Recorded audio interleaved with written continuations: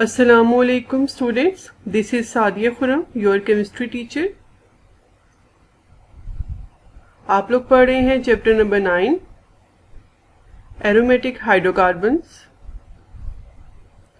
आज जो हम इस चैप्टर के टॉपिक डिस्कस करेंगे वो है प्रिपरेशन ऑफ बेंजीन। बेंजीन की प्रिपरेशन हम देखेंगे डिफरेंट मेथड्स के साथ, जिसमें हम इसको प्रिपेयर करेंगे from cyclohexane, from acetylene, alkanes, फिर इसके कुछ लेबोरेटरी प्रिपरेशन मेथड देखेंगे और लास्ट में हम एक और रिएक्शन देखेंगे जिसका नाम है वर्ड्स-फिटिग रिएक्शन। कुछ रिएक्शंस ऑफ बेंजीन भी हम लोग डिस्कस करेंगे आज के लेक्चर में। General pattern of reactivity towards electrophile भी देखेंगे, फिर कुछ इलेक्ट्रोफिलिक सब्स्टिट्यूशन रिएक्शंस डिस्कस करेंगे जिसमें शामिल होंगे halogenation, nitration and sulphonation. Start करते हैं प्रिपरेशन ऑफ बेंजीन से। पहला मेथड जो हम डिस्कस करेंगे वो होगा dehydrogenation of cyclohexane. Number 2 from acetylene. Number 3 from alkenes. Number 4 पे देखेंगे हम laboratory preparations and in the last Wurtz Fittig reaction. Start लेते हैं पहले मेथड से, which is dehydrogenation of cyclohexane. When cyclohexane or its derivative is dehydrogenated, we get benzene or a substituted benzene। ठीक है, अगर हम किसी साइक्लोहेक्सेन को या उसके डेरिवेटिव की हम डिहाइड्रोजिनेशन कर दें, डिहाइड्रोजिनेशन का क्या मतलब है कि हमने उसके अंदर से हाइड्रोजन्स को रिमूव करना है, तो हमारे पास बेंजीन आ जाएगी या सब्स्टिट्यूटेड बेंजीन आ जाएगी। आप इससे पिछले लेक्चर्स के अंदर ये चीज़ सीख चुके हैं कि सब्स्टिट्यूटेड बेंजीन हम किसे कहते हैं। मैं आपको दोबारा बता देती हूँ। बेंजीन रिंग के बाहर अगर कोई भी और ग्रुप ऑफ एटम लगा हो या कोई एटम लगा हो तो हम उसे कहेंगे कि अब वो सब्स्टिट्यूटेड बेंजीन है। आपने इस रिएक्शन को ध्यान से समझना है क्योंकि ये रिएक्शन आपको अगली 2 प्रिपरेशंस को भी समझने में मदद देगा। देखें दोबारा, हम किसी साइक्लोहेक्सेन की जब डिहाइड्रोजिनेशन करेंगे we will get a benzene. ठीक है, this reaction is carried out by the use of a catalyst at elevated temperature. कुछ हाई टेम्परेचर पे और कैटलिस्ट की मौजूदगी में ये रिएक्शन होगा।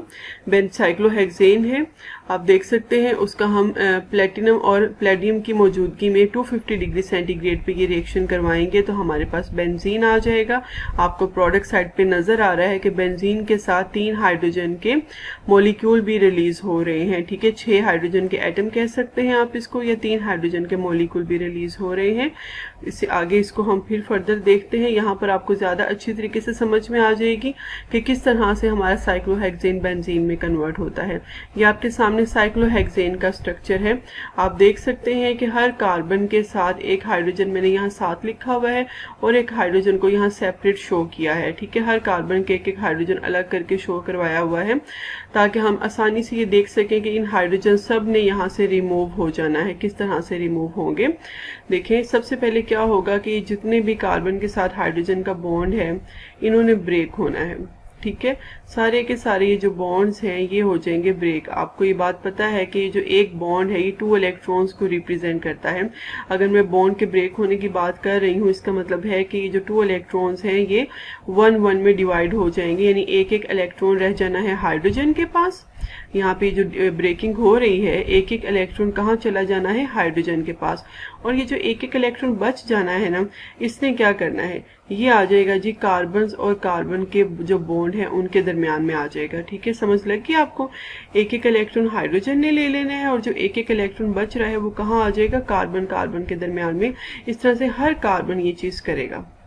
देखिए, इस तरह से इन 2 कार्बन के दरमियान में आ जाएगा और इन 2 कार्बन्स के दरमियान भी आ जाएगा। अब यहाँ पर ये क्वेश्चन आपके जहन में आ सकता है कि हमने इन 2 कार्बन्स के दरमियान या इन 2 कार्बन्स के दरमियान या इन 2 कार्बन्स के दरमियान ये चीज क्यों नहीं दिखाई है। तो अगर आप ध्यान से देखो तो हर कार्बन पार्टिसिपेट कर रहा है। अगर ये कार्बन इस तरफ पार्टिसिपेट कर रहा है तो ये कार्बन फिर इस तरफ नहीं करेगा। ठीक है, ये कार्बन अगर इस तरफ इलेक्ट्रॉन आ रहा है इसका टूटने के बाद तो ये इस तरफ नहीं जाएगा। ओवरऑल हर कार्बन ही पार्टिसिपेट कर रहा है। तो अब हमने ये इलेक्ट्रॉन की शिफ्टिंग इन दो कार्बन के दरमियान दिखाई है, आप इन दो कार्बन के दरमियान दिखा लें, इससे कोई फर्क नहीं पड़ेगा, आप इन दो कार्बन के दरमियान में दिखा लें, ठीक है। इससे पहले आप लोग रेजोनेंस के बारे में पढ़ चुके हैं, तो ये चीज़ तो आपको क्लियर हो गई होगी कि इससे कोई फर्क नहीं पड़ता हमने इन 3 बॉन्ड्स को क्यों नहीं शो करवाया है। तो एक ही बात है, आप इन तीनों को करवा लें, इन तीनों को ना करवाएं, ओवरऑल तो ये पूरे बेंजीन रिंग पे ही ये काम हो रहा है, ठीक है। यहाँ तक बात आपको समझ में आ गई है कि बॉन्ड ब्रेक हो रहा है और ब्रेक होने के बाद इस तरीके कार से बॉन्ड्स ने शिफ्ट हो जाना है, ठीक है। तो आफ्टर रिएक्शन आपके पास देखें हमारे पास जो अगला हमारे पास बेंजीन आएगा, ये वो वाले बॉन्ड्स हैं जो सिंगल सिंगल थे, जिनके हमने शिफ्टिंग नहीं दिखाई है इलेक्ट्रॉन्स की। अब हम देख लेते हैं हमारे पास वो जहां पर इलेक्ट्रॉन शिफ्ट हुए वहां डबल बॉन्ड बन गया, ठीक है, क्योंकि दोनों तरफ से एक एक इलेक्ट्रॉन आ रहा है और हमें पता है कि जब 2 इलेक्ट्रॉन मिलते हैं तो 2 इलेक्ट्रॉन्स के मिलने से क्या हो जाता है, एक बॉन्ड बन जाता है। तो इस तरह से हमारे पास साइक्लोहेक्सेन से कन्वर्जन हो गई है बेंजीन के अंदर, और यहाँ से ये जो हमारे पास सारे के सारे हाइड्रोजन हैं, जैसे ये दोनों है यहाँ से निकलेंगे तो एक H2 बन गया, ये दोनों निकलेंगे तो एक और H2 बन गया, ये दोनों निकलेंगे तो एक और H2 बन गया। तो यहाँ से इस तरह से 3 H2 के मॉलिक्यूल भी रिलीज होने हैं। यहाँ पे आप दोबारा इस सारी रिएक्शन को एक दफा अच्छे तरीके से देख लें, क्योंकि अभी जो हमने आगे प्रिपरेशंस करनी है, जब हम फ्रोमल्केन्स प्रिपरेशन करेंगे वहाँ दोबारा इसी स्टेप ने रिपीट होना है, तो वहाँ मैं आपको दोबारा एक्सप्लेन नहीं करूंगी, आप यहीं पर इसको अच्छे तरीके से समझ लें कि किस तरह से ये जो सिंगल बॉन्ड्स हैं ये डबल बॉन्ड में कन्वर्ट हो जाएंगे। कब कन्वर्ट होंगे, जब यहाँ से इन दोनों कार्बन में से एक एक हाइड्रोजन निकलेगा तो यहाँ डबल बॉन्ड बनना है, ठीक है।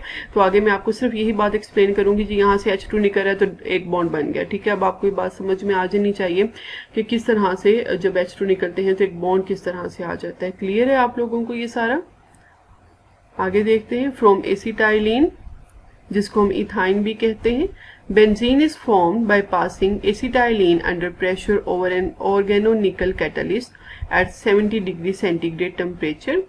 ये देखिए आपके पास एसिटाइलिन है जिसको हम इथाइन भी कहते हैं, यहाँ से भी बेंजीन में कन्वर्जन हो जाती है। ये रिएक्शन भी आप लोग पीछे अपने जब चैप्टर नंबर 8 के अंदर आपने अल्काइंस वाला पोर्शन पढ़ा था वहां पर ये रिएक्शन आप लोग देख सकते हैं। देखें ये रिएक्शन इस तरह का आपने वहां पर देखा हुआ है कि किस तरह से ये जो ट्रिपल बॉन्ड है यहाँ से एक एक बॉन्ड कार्बन कार्बन के दरमियान में आ जाता है और हमारे पास 6 कार्बन वाली बेंजीन रिंग एक बन जाती है। तो इस तरीके से बेंजीन की प्रिपरेशन हो सकती है from acetylene. Next one, from alkanes. Benzene and toluene are also prepared by passing the vapors of normal hexane or normal heptane over a mixture of catalyst, chromium oxide, aluminium oxide and silicon dioxide at 500 degree centigrade temperature, ठीक है। इन 3 हमारे पास ये mixture है, 3 चीज़ों का इसके catalyst इस्तेमाल किए जाएंगे। हम इनके ज़रिए normal hexane and normal heptane को, नॉर्मल हेक्सेन से हम देखेंगे बेंजीन बनेगा और नॉर्मल हेप्टेन से टोल्यूइन बनेगा, ठीक है। देखिए सबसे पहले आपके सामने आ गया है नॉर्मल हेक्सेन। ध्यान से आपने इसको देखना है, ये एक ही स्टेप में रिएक्शन नहीं होगा। सबसे पहले क्या होगा, ये जो CH3 है यहाँ से एक हाइड्रोजन और इस CH3 से एक हाइड्रोजन, एक यहाँ से हाइड्रोजन एक यहाँ से हाइड्रोजन, एक एक हाइड्रोजन रिमूव होगा। ये किसमें कन्वर्ट हो जाएंगे, CH2 और CH2। अभी मैंने आपको पीछे समझाया था पहले रिएक्शन में कि जब जब हम 2 हाइड्रोजन रिमूव करेंगे साथ जुड़े हुए कार्बन में से तो उनके दरमियान में एक बॉन्ड आ जाना है। तो इस तरीके कार से ये CH2 में कन्वर्ट हो जाएगा, ये भी CH2 में कन्वर्ट हो जाएगा और यहाँ कार्बन और कार्बन के दरमियान में एक बॉन्ड आ जाएगा, ठीक है। अब ये बात आपको क्लियर होगी कि बॉन्ड किस तरह से आता है, ठीक है। पीछे मैं आपको समझा चुकी हूँ कि जब हाइड्रोजन निकलेंगे तो उन्होंने अपना एक एक इलेक्ट्रॉन यहाँ छोड़ के जाना है, तो जब 2 इलेक्ट्रॉन मिलेंगे तो एक बॉन्ड बन जाएगा। अब अगर आप ध्यान से देखें तो ये आपके पास हेक्सेन जो है ये कन्वर्ट हो जाएगा साइक्लोहेक्सेन में। पहले ये नॉर्मल हेक्सेन है ना, जैसे यहाँ से एक एक हाइड्रोजन निकलेगा इसने किसमें कन्वर्ट हो जाना है, साइक्लोहेक्सेन में। अब ये साइक्लोहेक्सेन से बेंजीन बनने का प्रोसेस बिल्कुल सेम वैसे ही है जैसे हमने पहले रिएक्शन के अंदर देखा है, तो दोबारा उसको रिपीट करने की मुझे जरूरत नहीं है, आपको क्लियर होगा। आप दोबारा उसको पीछे जाके देख सकते हैं कि किस तरह से साइक्लोहेक्सेन से बेंजीन बना। पहले आप ये समझ लें कि नॉर्मल हेक्सेन से साइक्लोहेक्सेन कैसे बनना है। दोबारा देखें, एक H यहाँ से निकलेगा, एक H यहाँ से निकलेगा, ये CH3 दोनों दोनों जो हैं ये CH2 में कन्वर्ट हो जाएंगे और कार्बन के दरमियान में आ जाएगा एक सिंगल बॉन्ड। उसके बाद ये पूरा का पूरा मॉलिक्यूल कन्वर्ट हो जाएगा इनटू साइक्लोहेक्सेन और फिर साइक्लोहेक्सेन से हम बेंजीन आसानी से बना सकते हैं। वहां पर आपने पिछले रिएक्शन में देखा था कि जब हम साइक्लोहेक्सेन से बेंजीन बनाते हैं तो 3 हाइड्रोजन के मॉलिक्यूल रिलीज होते हैं। यहाँ पर कितने नजर आ रहे हैं? 4। क्यों 4 है? क्योंकि एक यहाँ से पहले निकल जाना है ना, उसके बाद फिर 3 निकलने हैं। एक यहाँ से निकल जाएगा पहले और फिर बाद में 3 निकलेंगे, तो हमारे पास यहाँ 4 हाइड्रोजन के मॉलिक्यूल आ गए। क्लियर है आप लोगों को? देखिए इसी तरह से हमारे पास है नॉर्मल हेप्टेन। यहाँ से हमने टोल्यूइन की प्रिपरेशन करनी है, तो यहाँ पर भी सबसे पहले स्टेप में देखें जरा ध्यान से, यहाँ से इस CH2 से एक हाइड्रोजन निकलेगा और यहाँ CH3 से एक हाइड्रोजन निकलेगा। ये CH2 बन जाएगा, ये CH बन जाएगा और बदले में यहाँ पर इनके दरमियान में एक बॉन्ड आ जाएगा। ठीक है, उसके बाद फिर ये जो सारा पूरा पोर्शन है, आपने इस CH3 ग्रुप को जहन में नहीं रखना, ये आप समझें कि अभी फिलहाल आपके पास नहीं है। आप सिर्फ इस पे फोकस करें। ये जो 6 कार्बन आपके पास आ जाएंगे, जब यहाँ कार्बन और कार्बन के दरमियान में एक बॉन्ड बन जाएगा तो हमारे पास ये उसी तरह से साइक्लोहेक्सेन ही की लुक बन जाएगी जैसे साइक्लोहेक्सेन था। उसके बाद फिर हर कार्बन से एक एक हाइड्रोजन निकलेगा और टोटल 4 हाइड्रोजन मॉलिक्यूल यहाँ पे रिलीज होंगे और आपके पास टोल्यूइन का कंपाउंड आ जाएगा।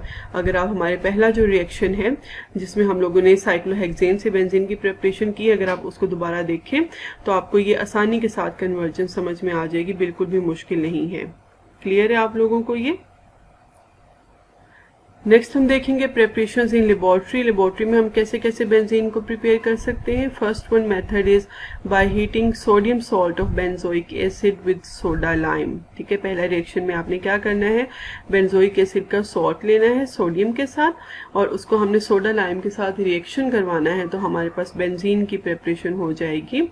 This is the reaction, you can see this is sodium benzoate which is the salt of sodium benzoic acid. ये हमारे पास सॉल्ट है जो बेसिकली बना था बेंजोइक एसिड और सोडियम हाइड्रोक्साइड के रिएक्शन के बाद, तो ये सॉल्ट आ जाता है।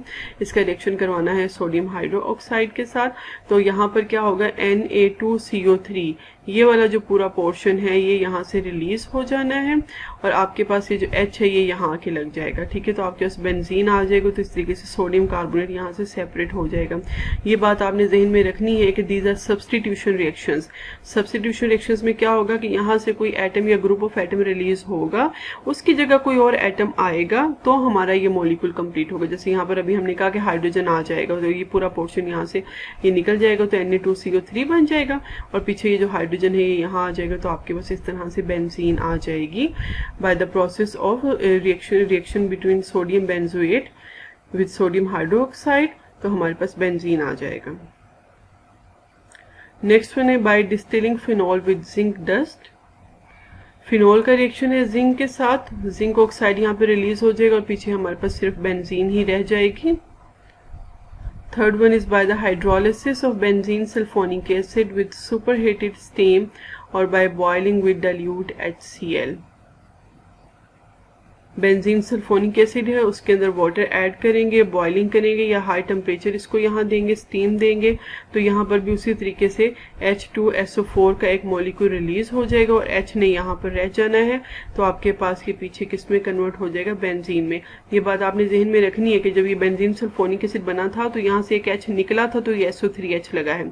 अगर इस SO3H ने यहाँ से निकलना है और इसको वापस बेंजीन में हमें कन्वर्ट करना है, तो यहाँ पे हमें एक हाइड्रोजन देना पड़ेगा, उसके बगैर ये बेंजीन नहीं बनेगा। हर एक सब्स्टिट्यूटेड बेंजीन में ऐसे ही है कि जब कोई ग्रुप ऑफ एटम यहाँ लगाया जाता है तो यहाँ से हाइड्रोजन रिमूव करके लगाया जाता है, तो जब हमने इस ग्रुप को यहाँ से रिमूव करना है, हाइड्रोजन वहां पर ऐड करना पड़ेगा, तो ही बेंजीन में वापस ये कन्वर्जन होगी।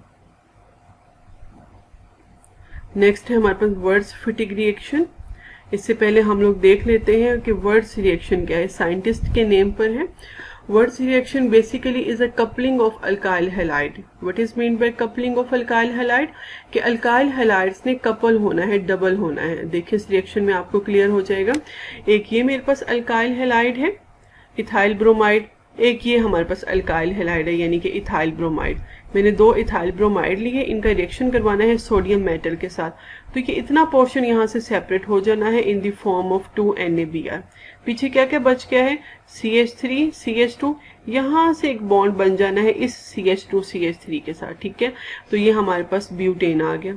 तो हमने क्या किया, हमारे पास इथाइल ब्रोमाइड था, 2 कार्बन वाला ब्रोमाइड था, हमने उसकी कपलिंग कर ली है, हमने इसको 2 से 4 वाला बना दिया है। तो दिस इज वर्ड्स रिएक्शन, जिसके अंदर बेसिकली 2 अल्काइल हैलाइड्स को आपस में मर्ज किया जाता है। अब यहीं से फिटिक साइंटिस्ट ने कहा कि अगर हम अल्काइल हैलाइड को आपस में मर्ज कर सकते हैं तो हम इस तरह से एराइल हैलाइड्स को भी आपस में मर्ज कर सकते हैं। तो वहां से वर्ड्स फिटिक रिएक्शन आया, जो दोनों साइंटिस्ट के नेम पे फिर इसको इकट्ठा करके बनाया गया। उसमें क्या था, the Wurtz reaction for the synthesis of alkane was extended by Fittig in 1864 to the synthesis of alkyl aromatic hydrocarbons. ठीक है, वर्ड्स के रिएक्शन को ही फिटिक ने आगे थोड़ा सा एक्सटेंड किया। उसने क्या किया, उसने ये देखिए एक तरफ ले लिया ब्रोमोबेंजीन, ठीक है, और यहाँ पे इथाइल ब्रोमाइड ही रहने दिया। अब उसी तरीके से क्या होगा कि ये Br और ये Br और यहाँ से 2Na इन्होंने सेपरेट हो जाना है। ठीक है, दोबारा देखें, इस Br ने इस 2Na के साथ मिलकर बना दी 2NaBr। पीछे ये जो CH2 है इसने यहाँ से आके ज्वाइन हो जाना इस बेंजीन रिंग के साथ। तो ये आपके पास बेंजीन रिंग के साथ आ जाएगा CH2 CH3 और हमारे पास क्या आ गया है, इथाइल बेंजीन। तो इस तरीके से हम सब्स्टिट्यूटेड बेंजीन प्रिपेयर कर सकते हैं। तो this is words फिटिक reaction. Basically words एक अलग साइंटिस्ट था, फिटिक एक अलग साइंटिस्ट था, तो उन दोनों का जब कॉन्सेप्ट मिले तो हमारे पास एक नया रिएक्शन आ गया, which is words फिटिक reaction. Next हम देखते हैं रिएक्शंस ऑफ बेंजीन। सबसे पहले उसके अंदर हम डिस्कस करेंगे general pattern of reactivity of benzene towards electrophile. तो सबसे पहले हम इलेक्ट्रोफाइल्स की तरफ इसकी रिएक्टिविटी को देखने की कोशिश करेंगे। उससे पहले मैं आपको बता दूं कि इलेक्ट्रोफाइल क्या होते हैं। इलेक्ट्रोफाइल एक ऐसा एटम या ग्रुप ऑफ एटम होता है जिसके पास इलेक्ट्रॉन्स की कमी होगी, या उसके ऊपर हम कह सकते हैं कि एक स्ट्रॉन्ग पॉजिटिव चार्ज होना चाहिए। पॉजिटिव चार्ज भी इलेक्ट्रॉन्स की कमी को ही शो करता है। उसको इलेक्ट्रॉन्स की ज़रूरत होनी चाहिए। बेसिकली इलेक्ट्रोफाइल का अगर हम इसका मीनिंग देखने की कोशिश करें तो this is known as electron lover, कि इसको इलेक्ट्रॉन चाहिए, ये इलेक्ट्रॉन की तलाश कर रहा है, इसको इलेक्ट्रॉन्स की ज़रूरत है क्योंकि इसके ऊपर पॉजिटिव चार्ज है। तो हमें यहाँ पर अब देखेंगे कि बेंजीन जो है वो इलेक्ट्रोफाइल्स की तरफ किस तरह से रिएक्ट करता है। The highly stable delocalized electrons of benzene ring are not readily available for the nucleophilic attack like the electrons of alkene. कहते हैं कि जिस तरह से अल्कीन्स के इलेक्ट्रॉन फौरन से किसी के साथ भी रिएक्ट कर लेते हैं, अल्कीन्स में जो डबल बॉन्ड होता है, हमने पढ़ा है इससे पिछले चैप्टर में कि अल्कीन्स बहुत ही रिएक्टिव फैमिली है, उसके अंदर जो डबल बॉन्ड है उसके ऊपर जल्दी से इलेक्ट्रॉन्स जो उनके हैं वो किसी के साथ जाकर अटैक कर सकते हैं। बेंजीन के अंदर भी 3 डबल बॉन्ड मौजूद हैं, लेकिन वो डीलोकलाइज्ड हैं, उनकी जगह फिक्स नहीं है। आप इससे पहले रेजोनेंस वाले टॉपिक के अंदर ये चीज़ डिस्कस कर चुके हैं डिटेल में, आपको क्लियर होगा कि डीलोकलाइज्ड का क्या मतलब होता है। तो उन इलेक्ट्रॉन्स के ऊपर अगर किसी ने अटैक करना है तो वो इलेक्ट्रॉन आसानी के साथ अवेलेबल नहीं है, ठीक है। तो उसके लिए हमें ज़रूरत होगी कि आपके पास एक स्ट्रॉन्ग इलेक्ट्रोफाइल होना चाहिए। Therefore, the electrons of benzene ring do not assist in the attack of weak electrophile. It means that more powerful electrophiles are required to penetrate and break the continuous sheath of electron cloud in benzene. वो जो अंदर benzene के electrons के cloud बना हुआ है उसको break करने के लिए एक स्ट्रॉन्ग इलेक्ट्रोफाइल चाहिए, एक ऐसा स्पीशी चाहिए हमें जिसके ऊपर अच्छा पॉजिटिव चार्ज हो ताकि वो आसानी के साथ आकर इन इलेक्ट्रॉन्स को यहाँ से ले सके, ठीक है। यानी कि इन इलेक्ट्रॉन्स को यहाँ से लेने के लिए एक अच्छी पॉजिटिव चार्ज स्पीशी का होना ज़रूरी है, एक स्ट्रॉन्ग इलेक्ट्रोफाइल का होना ज़रूरी है। तो अब हम इन रिएक्शंस में यही देखेंगे कि सबसे पहले हम एक स्ट्रॉन्ग इलेक्ट्रोफाइल ही जनरेट करेंगे, उसके बाद फिर हम बेंजीन की फर्दर आगे रिएक्शन की तरफ मूव करेंगे। Substitution of halogen in benzene requires iron or corresponding ferric halide as a catalyst. In fact, iron 2 is first converted into iron halide, which further react with halogen molecule to produce a powerful electrophile. ठीक है, देखिए यहाँ पर किस तरह से electrophile की generation होगी। सबसे पहले जो आयरन है वो हेलोजन के साथ रिएक्ट करेगा तो आपके पास आयरन हेलाइड आ जाएगा। फिर आयरन हेलाइड फिर हेलोजन के साथ रिएक्ट करेगा तो हमारे पास ये टेट्रा हेलोफेरेट आयन आ गया है जिसके ऊपर नेगेटिव चार्ज है, और ये हेलोजिनोनियम आयन आ गया है जिसके ऊपर पॉजिटिव चार्ज है। इस तरह से हेलोजन के ऊपर हमारे पास पॉजिटिव चार्ज आ जाएगा तो एक स्ट्रॉन्ग इलेक्ट्रोफाइल बन जाएगा। अब ये आसानी के साथ अटैक कर सकेगा बेंजीन रिंग के ऊपर। देखिए इस मैकेनिज्म के अंदर the halogenonium ion which is X+ produces attack as a powerful electrophile on the electrons of benzene ring. अब ध्यान से देखें, पहले स्टेप में आप देखें ये जो एरो की डायरेक्शन, कहाँ से एरो की डायरेक्शंस पे बहुत ध्यान देना है बच्चे, यहाँ पर बहुत मिस्टेक आप कर देते हैं। यहाँ पर आपने बहुत ध्यान से देखना है कि एरो की जो टेल है वो हमारे बेंजीन के इलेक्ट्रॉन्स की तरफ से कहाँ जा रही है हमारे हैलोजन की तरफ। तो इन इलेक्ट्रॉन्स ने अटैक करना है किसके ऊपर, हैलोजेंस के ऊपर। तो ये बॉन्ड हमारा इस तरह से, ये जो अंदर पूरी लाइन है, ये जो इलेक्ट्रॉन्स है 2 ये ज्वाइन हो जाएंगे एक्स के साथ। और ये हाइड्रोजन बाहर निकाल के क्यों शो किया है, ये इसी कार्बन का हाइड्रोजन है। ये आपको पता है कि बेंजीन के हर कार्बन के पास एक एक हाइड्रोजन मौजूद है। तो ये हाइड्रोजन हमने यहाँ पे अलग से शो करवा दिया है, हाइड्रोजन का एटम भी साथ में अटैच हो गया है। तो आपके पास ये बन गया है बेंजीनोनियम आयन, ठीक है। अब इस आप देख सकते हो इस बेंजीनोनियम आयन में यहाँ पर इस कॉर्नर पर एक पॉजिटिव चार्ज आ गया है। ये पॉजिटिव चार्ज किस चीज को शो कर रहा है, ये पॉजिटिव चार्ज शो कर रहा है कि इस कार्बन के पास एक इलेक्ट्रॉन कम हो गया है। क्यों, क्योंकि ये वाला जो बॉन्ड था ये इस कार्बन ने भी शेयर किया हुआ था, ये इस कार्बन ने भी शेयर किया हुआ था। इस कार्बन के पास ये बॉन्ड निकल के बाहर चला गया है। देखिए इस कार्बन के पास तो 1 2 3 एंड 4 ये 4 बॉन्ड पूरे के पूरे हैं, जबकि इस कार्बन पे अगर आप ध्यान दो तो 1 2 और तीसरा हाइड्रोजन जो यहाँ पर मौजूद है, ठीक है, जो हमने शो नहीं करवाया है वो। तो इस कार्बन की तो 3 एटम रह गए इसके पास 3 बॉन्ड रह गए हैं। इसका ये मतलब हुआ कि यहाँ पर कार्बन की एक वैलेंसी कम हो गई है, तो वो ये पॉजिटिव चार्ज की शक्ल में हमने यहाँ पर शो करवा दी है, ठीक है, क्लियर है। नेक्स्ट देखें, फिर आपके पास ये जो Fe(X4- है ये आकर अटैक करेगा, इसने इस हाइड्रोजन पर अटैक करना है। जब ये हाइड्रोजन पर अटैक करेगा तो यहाँ पर ये जो X4- जो एक X था वो इस H के साथ मिलके HX बना देगा और आपके पास जो Fe(X3) पीछे रह जाएगा, ठीक है। और ये जो बॉन्ड है इसने यहाँ पर वापस अंदर की तरफ शिफ्ट हो जाना है, ठीक है। अब अगर आप ध्यान से यहाँ देखो तो यहाँ से हाइड्रोजन निकला है बेसिकली, ठीक है। तो these are substitution reactions. Substitution reactions में क्या होता है कि हाइड्रोजन ने निकलना है तो ही हैलोजन ग्रुप वहां पे रुक सकेगा। ऐसा नहीं है कि हम हाइड्रोजन को भी यहाँ छोड़ दें और हैलोजन ग्रुप भी यहाँ छोड़ दें, हमारे पास फाइनली ये कंपाउंड आ जाए, ऐसा नहीं होगा। हाइड्रोजन यहाँ से निकलेगा, उसकी जगह इस एक्स ने ले लेनी है और ये जो बॉन्ड है ये वापस यहाँ आ जाएगा। तो बेंजीन रिंग के अंदर ये जो इलेक्ट्रॉन का क्लाउड है वो वापस रीजनरेट हो जाएगा, वापस यहाँ पर आ जाएगा। तो इस तरह से हमारे पास ये जनरल मैकेनिज्म है जिसके अंदर आप देख सकते हैं कि किस तरह से एक स्ट्रॉन्ग इलेक्ट्रोफाइल ने ऐड होना है। The addition product is not favorable because in its formation the characteristic stability of the benzene is lost. कहते हैं कि एडिशन नहीं हो सकती है। अगर हम एडिशन करेंगे, एडिशन का मतलब ये है कि बेंजीन के अंदर कोई चीज़ निकले ना, कोई एटम निकले ना, बस बाहर से आके कोई चीज़ ऐड हो जाए।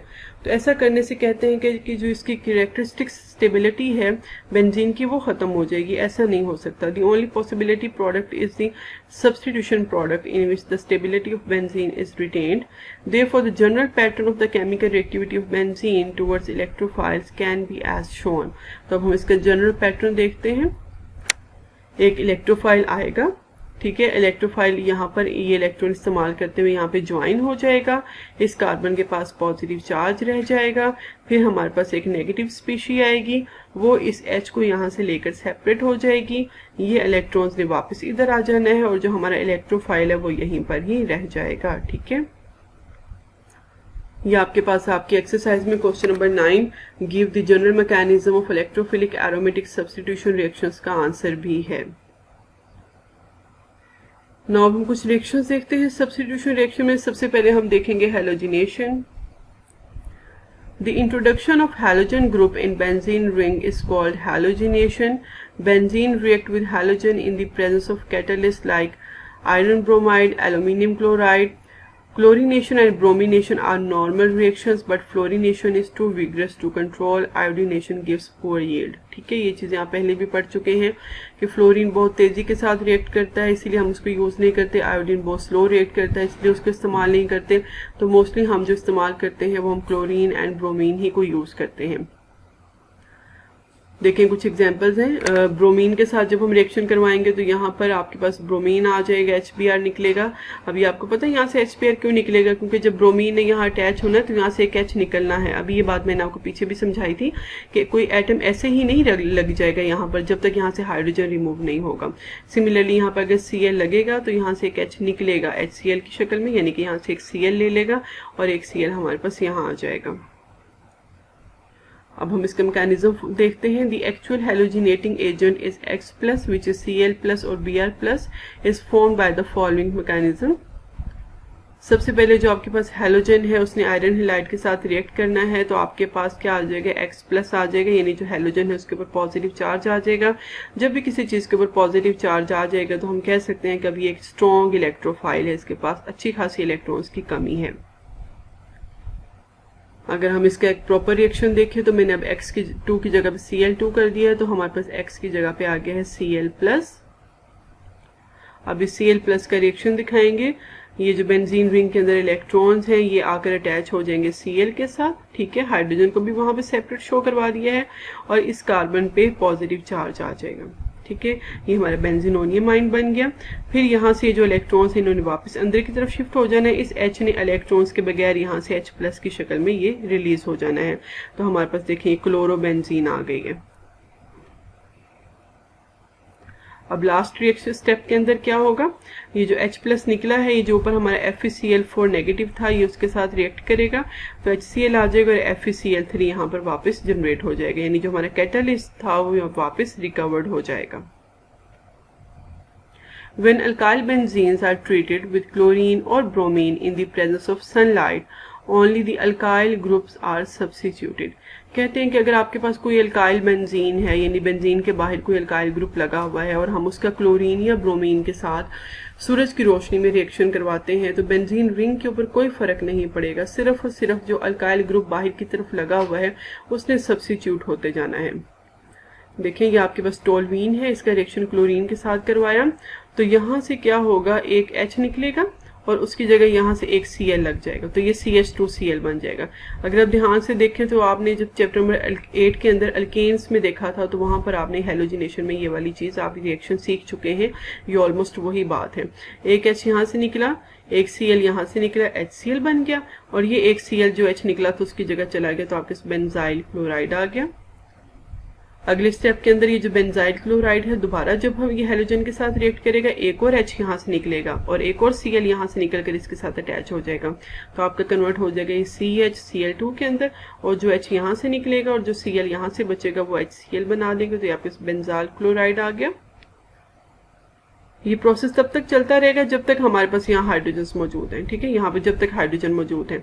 अब एक हाइड्रोजन रह गया, फिर Cl2 के साथ रिएक्शन करवाएंगे, ये जो एक हाइड्रोजन रह गया है ये Cl के साथ मिलकर बना देगा HCl और ये एक Cl यहाँ से इधर चला जाएगा CCl3, तो बेंजो ट्राइक्लोराइड आपके पास आ गया। फर्दर आगे रिएक्शन नहीं हो सकता, क्यों, क्योंकि अब इस कार्बन के पास तो कोई हाइड्रोजन ही नहीं है जो सब्स्टिट्यूट हो सके, तो अब यहाँ पर आके ये रिएक्शन स्टॉप हो जाएगा।